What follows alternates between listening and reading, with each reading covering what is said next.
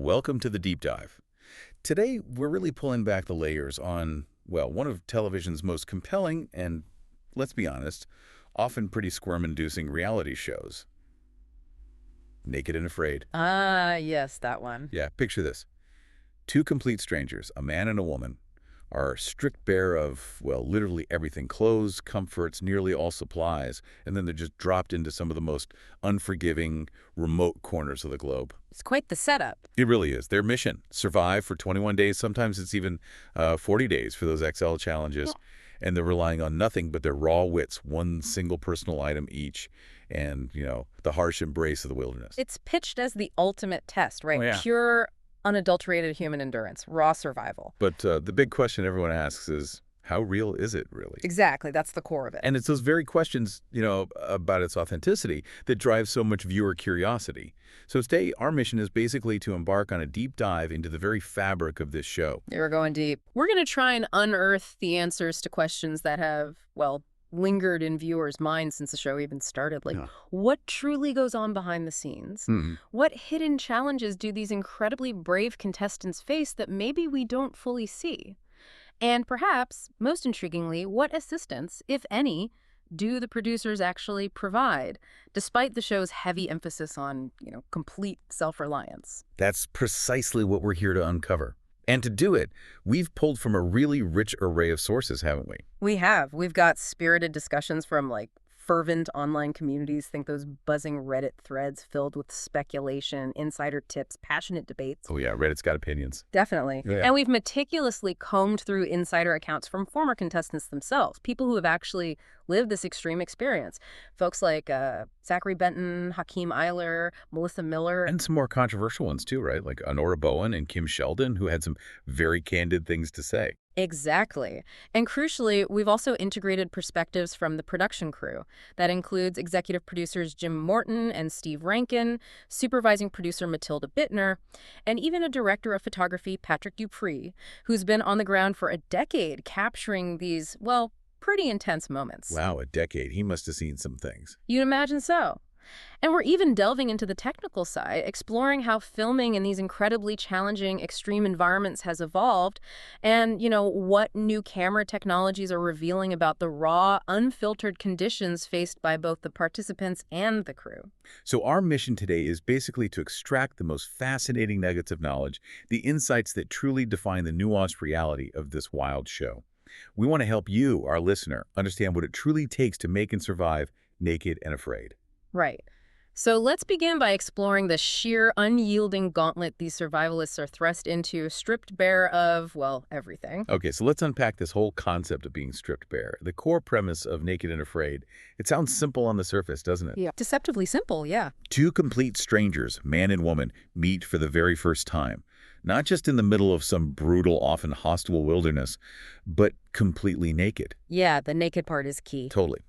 And they're tasked with surviving for 21 days, or sometimes that extended 40 days in the XL challenges, with literally nothing but one single, carefully chosen personal item each. Maybe a machete, maybe a fire starter, and a small satchel, which, I gather, holds a diary camera and a microphone for them to record their thoughts. That's right.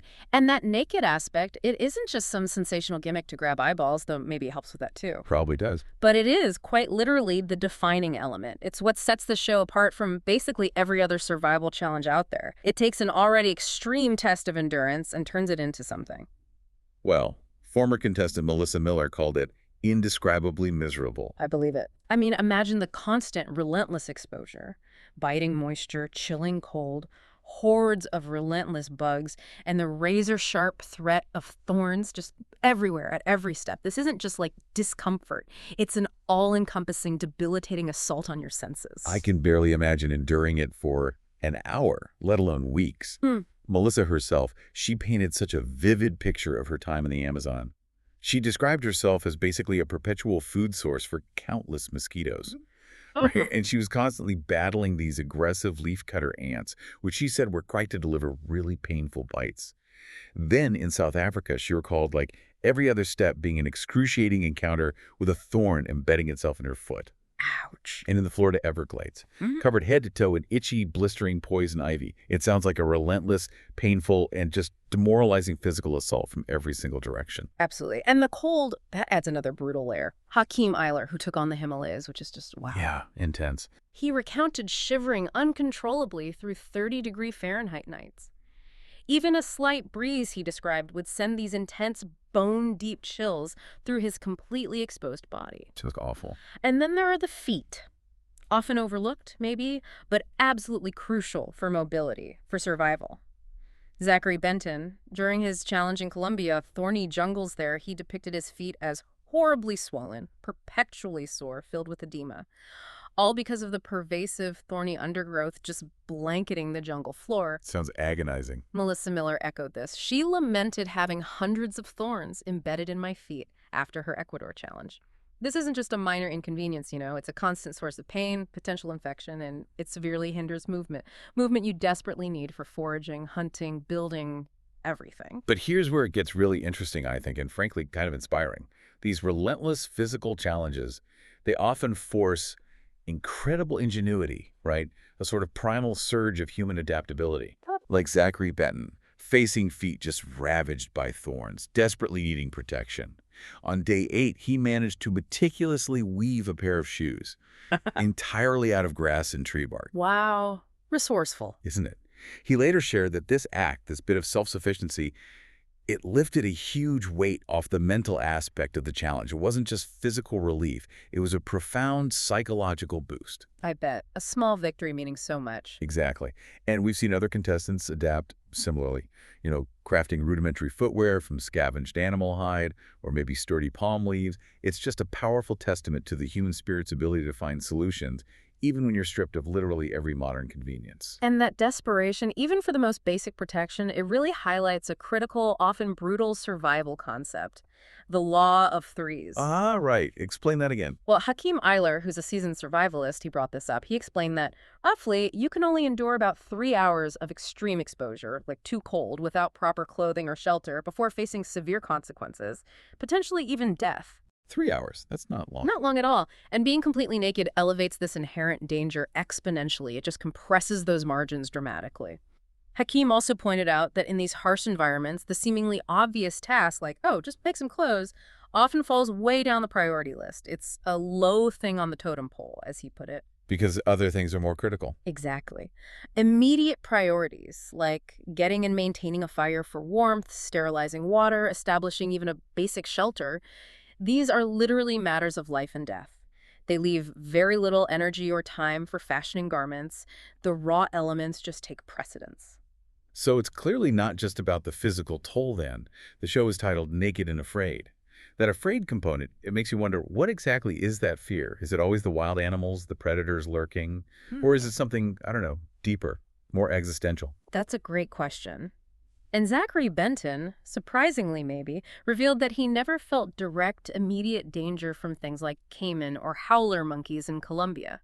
For him, the profound psychological difficulty actually stemmed from carrying heavy personal thoughts. Like what? Like the constant silent weight of wondering if his 3-year-old son understood his deployments, how his absence was affecting him. For 17 days alone in the jungle, that's what weighed on him. It's a really striking counter-narrative to the show's often sensationalized portrayal of, scary animal encounters. Wow. That hits differently, doesn't it? It really does. It's a truly profound insight into the human psyche under that kind of duress. Hakim Eiler similarly shared that his core fear wasn't really of venomous creatures or the overwhelming environment itself. It was more of an internal struggle. Like self-doubt. Yeah, exactly. Am I going to be able to make it? Am I going to get sick, get injured? He spoke pretty candidly about the immense pressure of not wanting to, quote, make an idiot out of myself on national TV. Oh, I can only imagine that pressure. Right. It speaks to the huge mental burden of performing under such extreme scrutiny, where the whole world might witness your failures or you succumbing to the elements, even when your very survival is hanging in the balance. The fear of personal inadequacy exposed to millions that can be just as debilitating as any physical threat. And then there's Melissa Miller's unexpected ultimate fear. Yeah. Which was rain. Yeah, rain. While she emphasized how excruciatingly slowly time passes out there, describing one day feeling like an entire week because of the sheer boredom and lack of distraction. She pinpointed rain as her biggest psychological adversary. Why rain specifically? Well, rain, she explained, directly threatens everything vital. Your painstakingly acquired fire, gone. The integrity of your hastily built shelter, compromised. And most critically, your core body temperature, dropping. For Melissa, a consistently rainy environment wasn't just unpleasant, it was the most difficult and miserable environment to survive in, primarily because of its pervasive psychological and practical impacts. It just strips away hope and comfort, leaving you relentlessly exposed and miserable. That makes so much sense when you put it like that. It's not just getting wet. Not at all. And this collective testimony, it profoundly underscores the critical importance of mental skills in primitive survival. Discussions among viewers, former participants, and online communities, they consistently highlight things like clear communication, effective stress and anger management, and just exceptionally high mental fortitude as absolutely paramount. It's the mental game. Totally. They widely emphasize that the mental is truly 90% of survival in these situations. It far outweighs physical prowess alone. It's that ability to adapt, to manage your internal dialogue, to maintain resolve in the face of relentless discomfort and danger. That's what ultimately dictates success or failure. Well, let's not forget, you're not out there alone. You're partnered with a total stranger. Oh yeah, the partner dynamic. That adds an entirely new, incredibly stressful layer to an already impossible situation. Right. You're forced to make critical, often life or death decisions rapidly with someone you've literally just met. Naked. Moments before. Talk about pressure. Melissa Miller experienced this firsthand. She mentioned having totally different approaches to survival with her first partner. One was military trained, the other came from more of a bushcraft background. That could be tough. You'd think so. Yet, despite the initial difficulties and potentially conflicting methods, she shared something really powerful. They ultimately forged this deep connection and became lifelong friends. Wow. It's a remarkable testament, isn't it, to how extreme shared adversity can sometimes just strip away all those superficial differences and forge these incredibly resilient human bonds. Okay, so we've explored the immense personal struggle. Yeah. That true physical and psychological gauntlet these survivalists endure. But behind every raw, visceral moment we see on screen, there's obviously a whole operation at work, right? Absolutely. A meticulously planned and executed operation. So let's now try and pull back that curtain a bit and examine the invisible hand of production, starting with just how remote these supposedly untouched wildernesses actually are. That's a crucial point because the show's portrayal is very much about dropping contestants into seemingly pristine, untouched wilderness. Yeah. It's a powerful part of its appeal, right? Painting this picture of absolute isolation. Definitely. However, former participants have revealed that this isolation isn't always quite as total as portrayed. Honora Bowen and Kim Shelton, both former contestants, they've claimed that locations are not as isolated as portrayed. What do they mean by that? Well, Honora even alleged a particularly jarring experience. She claimed she was kept awake at night by the distinct sound of a nearby block party DJ. A DJ? Seriously? In the middle of nowhere? Apparently. Which, shatters any illusion of being truly alone in the wild. Yeah, that would do it. And what's interesting is that this isn't entirely denied by those behind the scenes. Producer Jim Morton, his family actually owned land used for a 2016 episode filmed in Alabama. Oh, interesting connection. Yeah. And he made a telling comment when discussing a situation where a woman got lost near a filming location. He stated that even out there in the middle of stuff, you can hear power saws. Power saws. Okay. His implication was that signs of civilization, while maybe not immediately visible on camera, are often relatively close. Close enough, at least, for contestants to potentially find their way out if they chose to, say, wander off, as he put it. They wouldn't have to go far to find something that would lead them out. It subtly hints at more of a curated isolation, maybe, rather than absolute remoteness. So the illusion of complete, untamed isolation might be just that, an illusion, carefully crafted. But what about safety? I mean, the show states that the camera crew will only intervene for absolutely necessary medical emergencies. Right. We know Alison Teal, for example, was famously given an emergency tampon, and that actually made it into the edit. But the reality of their medical support system sounds like it's far more advanced, more proactive than what we often see, operating largely off-camera. That's a critical insight. And it's almost jarring, isn't it? To think that a show built on this premise of pure, unassisted survival relies on a medical infrastructure so advanced it actually bypasses the typical 9/11 system. Bypasses 9/11. How? National Set Medics, the professionals providing medical support for the show, they highlight their provision of limited ALS. That's advanced life support, specifically because of the extreme nature of the production. The real insight here isn't just that they have advanced medics, but how this hidden layer of professional intervention allows for the extreme content we see, yet is deliberately kept out of frame to preserve that illusion of pure struggle. So they're highly capable. Very. They work directly with local emergency medical services to get authorization needed to summon air ambulance helicopters, for instance, which saves valuable time in life-threatening situations. This involves meticulous planning, seasoned paramedics, pre-plotted evacuation routes, clearly marked landing areas. It underscores this extensive, sophisticated framework ensuring contestant safety, even in the most remote settings. Okay, so the safety net is robust, even if hidden. But some interventions are, maybe unsurprisingly, deliberately kept off screen, right? To create a more dramatic narrative for us viewers. Seems that way. Contestants like Kim Shelton and Phaedra brothers have openly confirmed receiving 5E fluids.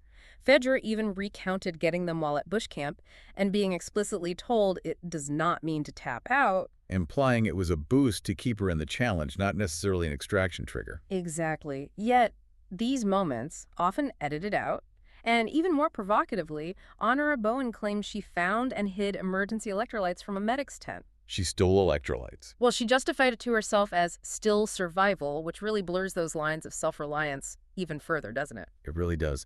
It makes you question how much other unseen assistance might be happening, carefully managed to maintain the show's core illusion. And the graphic nature of the injuries and illnesses contestants face, and even crew members, sometimes further highlights the constant visceral risks involved. We've seen a disturbing range. Like what sort of things? Well, ingested poisons, dangerous bacteria, Sabrina eating a raw bird head and getting severe abdominal pain, multiple contestants getting dangerously ill from fruit contaminated by like bat or monkey feces. Oh, nasty. Yeah. Gary developed a debilitating intestinal infection from unripe fruit. Matt and Karen suffered severe diarrhea after eating monitor lizard.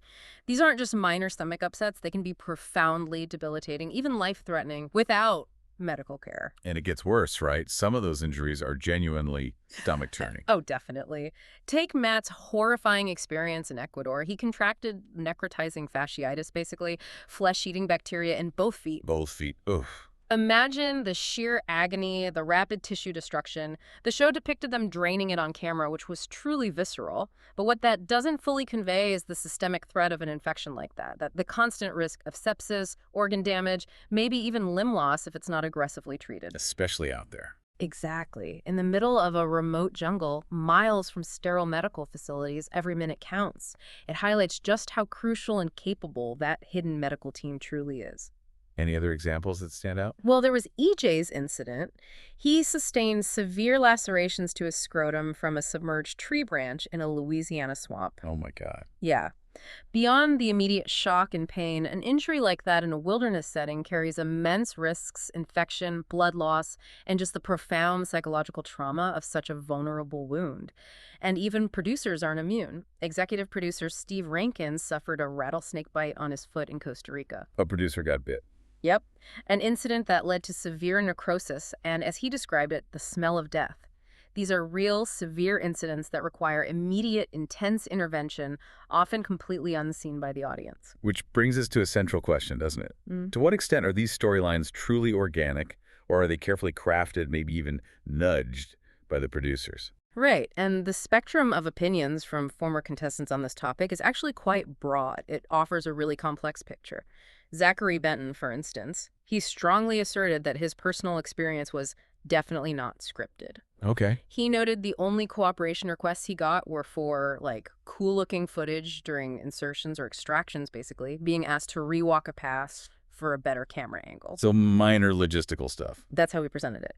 And a Reddit user, Spooky Girl One, also suggested that the original Naked and Afraid provides maybe low levels of help occasionally, but is generally reasonable compared to some of its spin-offs, hinting maybe at a progression in how much reality gets manipulated. But then you encounter much stronger claims, particularly about the spin-offs. Yeah, some viewers and even contestants explicitly state that spin-offs like Castaways were 100% scripted. Blair Braverman, another participant, went as far as to say her experience was more fiction than fact. Wow.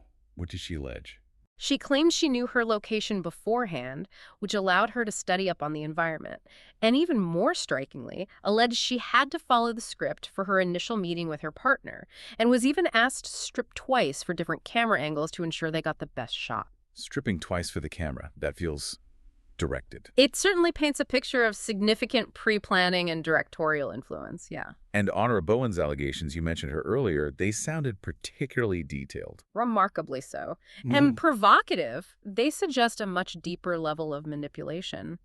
She claimed production chose her personal item for her, not her choice. Okay, that's a big one. Right. Even more surprisingly, she alleged a production assistant was sent to buy a magnifying glass for her, but she was explicitly instructed by the crew to refer to it on camera as belonging to her late father, basically fabricating an emotional backstory. And furthermore, she claimed producers directly told her where to find coconuts, a crucial food source, rather than letting her discover them organically.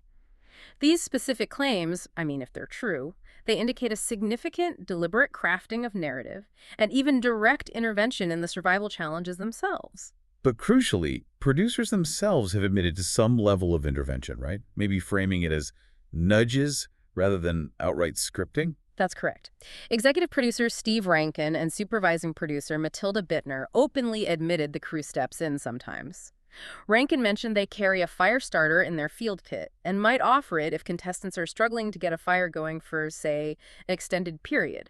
Basically saying, look, you can have fire in 10 minutes. So, a bit of help to move things along. Seems like it. And Bittner added that if contestants go off track during extraction, meaning they might miss the designated pickup point, they might get a little nudge or some subtle guidance from producers to get back on the right path. It hints at a fine line between just observing and actively guiding the outcome. And what about influencing the emotional side? Well, Matilda Bittner also spoke about the crew administering pep talks, reminding contestants why they're there if their mental strength seems to be visibly waning. Now, that isn't direct survival assistance, but it is psychological intervention aimed at maintaining the narrative, keeping them in the game. Makes sense from a TV perspective. And Hakeem Eiler noted producers asking guiding questions during interviews, specifically designed to pull out tension or drama for the storyline. Melissa Miller similarly observed that producers would sometimes facilitate some sort of drama with their interview questions, deliberately steering the narrative towards conflict or emotional breakthroughs. It shows a clear intent to shape the story, even if they're not fully scripting every word or action. But what's really fascinating, maybe troubling for the show's reality claims, is the extent of alleged misrepresentation and omissions. You mentioned Fedra Brothers earlier. Yes, her claim is very serious. She explicitly stated her severe food poisoning came from a crewmade meal, but alleged it was deliberately misrepresented on screen as being from bad water, just for dramatic effect. A crew meal caused it, not bad water. That's her claim, and she alleged that producers went as far as threatening to delete my comments if she told the truth about where her illness actually came from. That's a significant allegation. It is. And Kim Shelton and Shane Lewis similarly felt their experiences got the Hollywood treatment. Kim explicitly stated she was given food and IVs that were never shown to viewers, and Shane's 3 broken toes were completely omitted from the final narrative. These aren't just minor edits, they're direct distortions of critical health and survival events. And Honora Bowen, her exit was dramatic too, wasn't it? Extremely. She took it a step further, describing what she called a fake tap-out. She feared her authentic story would be completely altered by production if she consciously chose to tap out because her health was deteriorating so badly. So what did she do? She instead pretended to be basically catatonic. She let her body go limp, became unresponsive, ensuring that medics had to be summoned and she would be physically carried out. Wow, that's extreme. It's an extreme measure, which she felt was the only way to retain some control over her narrative. And this came after she had lost a staggering 18 pounds in just 16 days and suffered significant long-term consequences, including kidney issues, which she claimed were exacerbated by being forbidden from taking her prescribed kidney medication during the challenge. Forbidden her medication, that sounds dangerous. It highlights a deep mistrust, certainly, between some contestants and the production's storytelling agenda, and raises serious questions about medical management. There were other medical discrepancies Honora Bowen highlighted, too. She suffered severe side effects from the anti-malaria medication Malarone, while apparently her partner wasn't taking it. This, combined with being denied her kidney medication, potentially exacerbated her health issues and led to significant conflict with the production team. It really underscores the serious health risks participants might face, sometimes seemingly compounded by production decisions. So what does this all mean for the show's supposed reality? It sounds complicated. Very complicated. Melissa Miller observed that editing sometimes conspicuously focused on drama and conflict rather than pure survival. But she also acknowledged the pragmatic side, understanding that it's TV and drama conflict is entertaining. It's that age-old tension in reality television, isn't it? Between authentic, unscripted experience and the compelling, often manufactured narrative required for a mass audience. Okay, shifting gears slightly. Beyond the drama and the ethics, let's consider the technical side, the actual filming process. That must be incredibly challenging, too. Immensely. Director of photography Patrick Dupree, we mentioned him earlier, has spent a decade literally slogging through mud and dense brush, living in the wild right alongside the cast to capture every raw moment. Living out there with them. Essentially, yes. He emphasizes the incredibly tight relationship and mutual dependence among the small, dedicated production team out in the field. The producer, the DP, the AC, assistant camera, the audio engineer, the associate producer. They're a self-contained unit, often facing the same extreme conditions as the contestants, relying completely on each other for safety and success. And the camera technology itself, that's evolved significantly. Hugely. Dupree revealed a major camera evolution that's really impacted the show's visual storytelling, the switch to the Sony FX6 camera. Why that specific camera? What's special about it? Well, they wanted a full-frame sensor for unparalleled clarity and sharpness. Specifically, Dupree said, to truly show people what our casts actually go through. His words were vivid. It was about being able to truly embrace the suck by showing the grimy reality of surviving. Embrace the suck, I like that. Yeah. Showing the festering bug bites in excruciating detail, the filth under fingernails, the pus, the swelling, making every discomfort palpable to the viewer. This isn't just about pretty pictures, it's about unflinching, high-definition realism. What are the technical benefits for filming in those conditions? Substantial. The FX6 offers significantly improved dynamic range. That means the camera can capture intricate detail in both really bright sunlit areas and deep, dark shelters simultaneously without losing information in either extreme. Huge for that environment. Okay. And its dual ISO capability. It allows for incredible low-light and night scenes, which were previously almost impossible to capture with any kind of cinematic quality. Now they can film dramatic hunting scenes or quiet, introspective moments by firelight with stunning clarity. It transforms previously dark, maybe unusable footage into compelling narrative moments. Any workflow advantages? Definitely. The S-Tone color profile built into the camera, it speeds up post-production immensely. That's a huge advantage when you're on a tight schedule dealing with vast amounts of footage. And there was something about autofocus and filters. That sounds counterintuitive for pros. Right.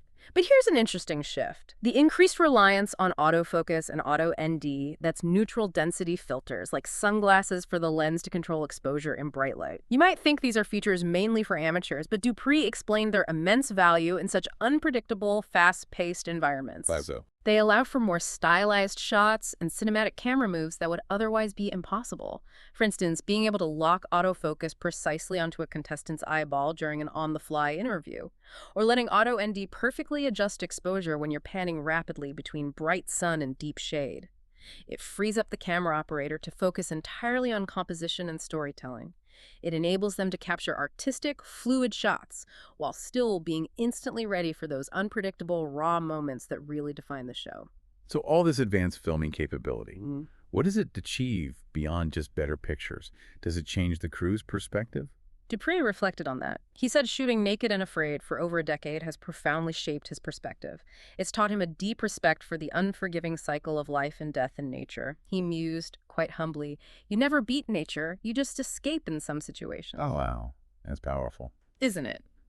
He said the experience, for him, constantly reinforces the need for vigilance, unwavering awareness, deep humility, and profound gratitude. Not just for the resilience of the crew and the cast, but most importantly for the raw, untamed power of the environment itself. It's a humbling reminder that humans, despite all our ingenuity, are always, ultimately, at nature's mercy. Okay, so now let's pivot to the really practical side of survival. The essential toolkit, or lack thereof, and that unrelenting daily grind of just staying alive out there. The show's initial premise about gear sounded simple. Contestants bring one helpful item. But, like so much else, the reality seems more complicated. Yeah, the behind-the-scenes truth, which has been revealed by contestants like Melissa Miller and confirmed by producer E.J. Snyder, is definitely more nuanced.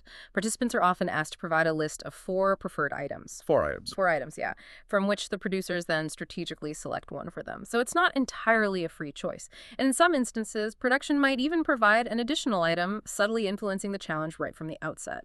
Interesting. So what do contestants usually end up bringing? What are the most popular choices? Overwhelmingly, knives and machetes.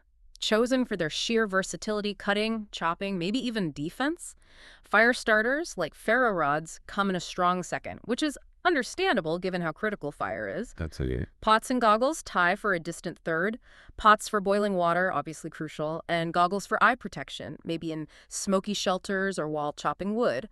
Strategic thinking clearly comes into play here, too. Hakeem Eiler, for example, didn't just bring any knife he designed and brought his own custom Tengu axe. A custom axe? Yeah, a highly versatile tool optimized for both chopping and more precise tasks. It reflects a really deep understanding of wilderness needs. But then you have that recurring question, you see it all the time in online forums. Why, for the love of survival, does no one ever bring simple, seemingly crucial items like insect repellent, or a blanket, or a water filter? It's a constant refrain, isn't it?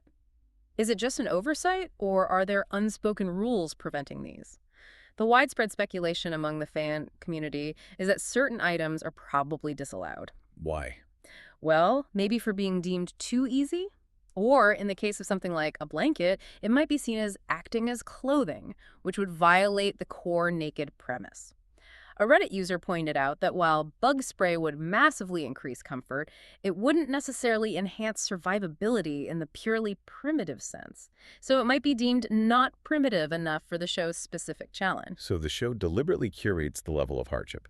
It seems that way. They need to ensure compelling, yet ultimately manageable survival scenarios, often prioritizing entertainment value over, say, maximum contestant comfort. And then there are the really controversial finds, those moments that raise serious questions about the authenticity of the struggle. Right. Allegations abound of producers directly dropping specific items into the environment for contestants to conveniently discover. Like what kind of items? We've heard claims of everything from new batteries for a diary camera, useful pieces of rebar for building, steel wool for fire starting, even, allegedly, fully flopping fish appearing conveniently near camp. Flopping fish. That's the allegation.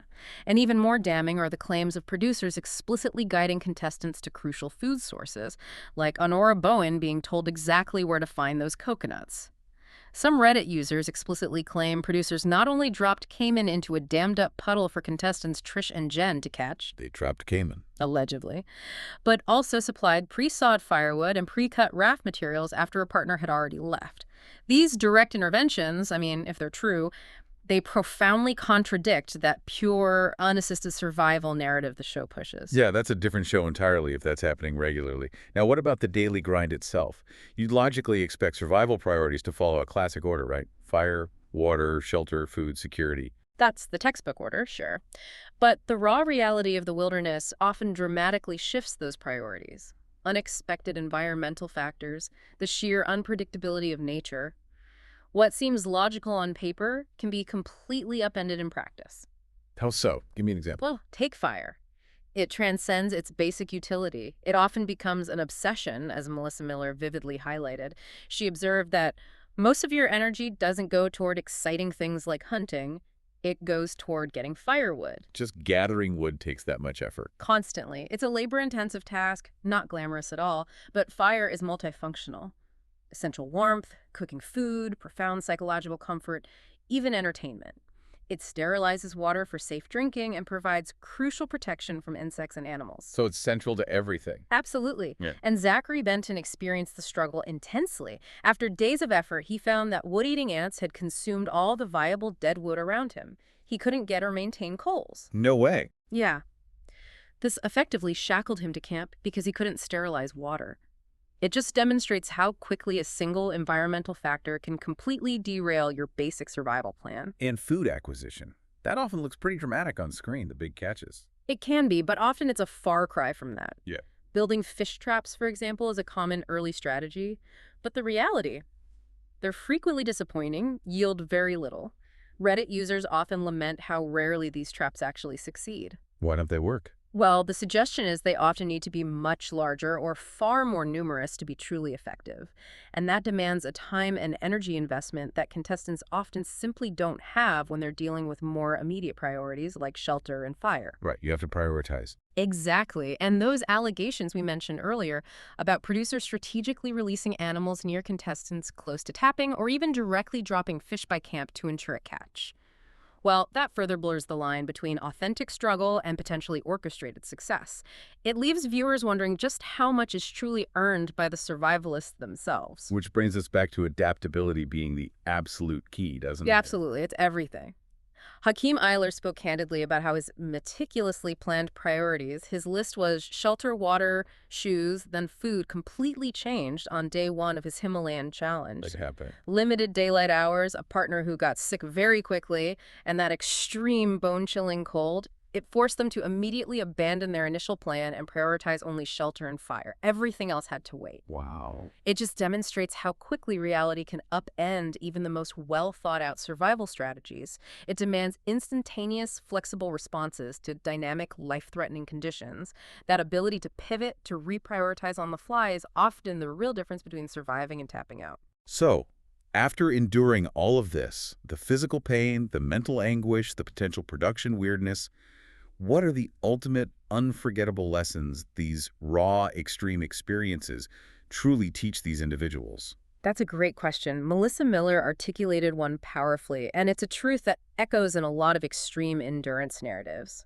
Your body can almost always push further than you think it can. Discovering hidden reserves. Exactly. It's about discovering these profound inner reserves of strength, resilience, willpower that you simply never knew existed until you're pushed to your absolute rock bottom limits. And the process itself.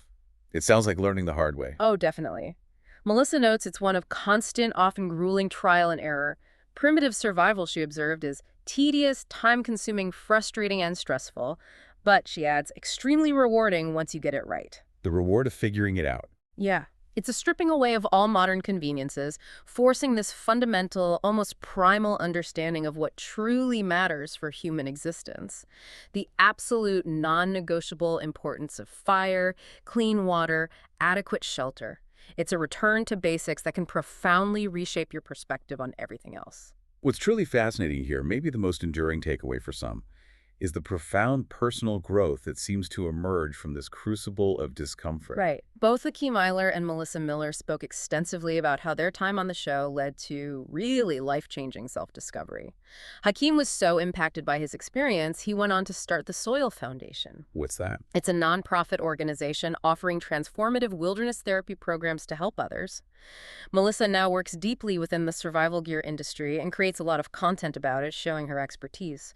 For Hakeem, recognizing who I am deep down, understanding his core identity and resilience, that was ultimately the greatest survival skill he gained, far beyond any primitive technique. That's incredible. Find yourself out there. Yeah. And finally, there's this undeniable, profound respect for nature that emerges. Patrick Dupree, the director of photography who spent years documenting these struggles, he reflected on how filming Naked and Afraid teaches a deep, almost spiritual appreciation for the brutal realities of life and death in the wild. What was that quote again? He mused, with striking humility, "You never beat nature, you just escape in some situations." Sobering. It really is. He said it fosters an ongoing vigilance, an acute awareness of your surroundings, a deep humility in the face of nature's power, and profound gratitude not just for the survival of the crew and cast, but for the intricate, powerful, and utterly indifferent environment itself. It's a constant reminder of our place within the natural world. Hashtag outro. Wow. Okay, so we've navigated the dense jungles, the arid deserts, the murky swamps of Naked and Afraid today. We've tried to peel back the many layers of what's truly real and what's, well, meticulously constructed for television. Yeah, it's quite a mix. We've witnessed the raw human struggle against an indifferent nature explored the ingenious, sometimes desperate ways contestants adapt to truly unimaginable conditions, and we've peered behind that intricate, often unseen dance between the survivalists and the extensive production team. And despite the controversies, right, despite the compelling revelations about behind-the-scenes interventions and that careful curation we talked about, the show undeniably continues to captivate millions globally. It really does. Why do you think that is? Well, I think it speaks to something primal within us. It celebrates a certain kind of human strength, fortitude. It taps into our deepest curiosity about survival, and maybe our enduring desire to see what happens when humans are stripped bare, literally and figuratively, against the wild, exposed in every sense of the word. So, knowing what you now know, maybe hearing some of this for the first time, thinking about the hidden interventions, the immense psychological toll that goes way beyond just animal encounters, and the extraordinary efforts of both the contestants and the dedicated crew to bring this story to life. Does it make Naked and Afraid more or less compelling to you? That's the real question, isn't it? Yeah. And what does it say about our enduring desire as viewers to witness pure, unadulterated human struggle, even when we suspect or now know that that struggle is, in its very essence, carefully curated for the screen? Something to ponder. Definitely something to ponder. Until our next deep dive.